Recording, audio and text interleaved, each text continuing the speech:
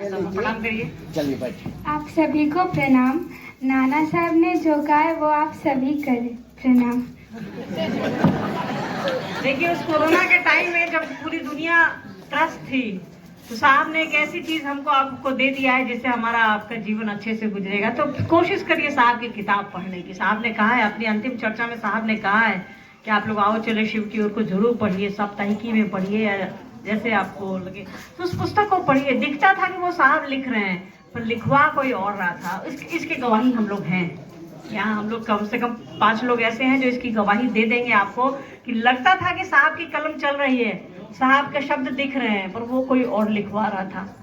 ठीक है, तो उस किताब को पढ़ने की कोशिश करिए और महादेव का काम करिए और घर जाइए, खाना वाना खाइए।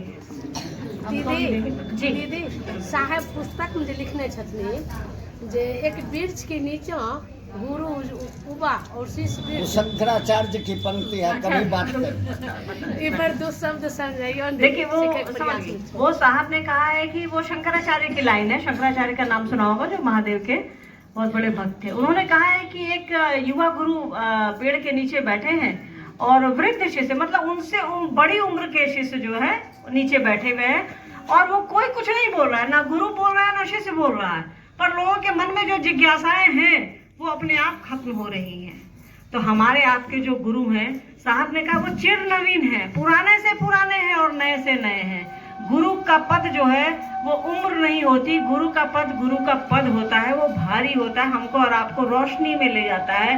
तो जो रोशनी दिखलाता है हम आप उसकी उम्र नहीं आंकते हैं, टॉर्च को देखते हैं किधर। जो पानी पिलाता है कुइयां के पास बाल्टी से खींच करके, उसका उम्र नापते हैं कि पानी पीते हैं, जब प्यास लगी रहती है तो पानी पीते हैं।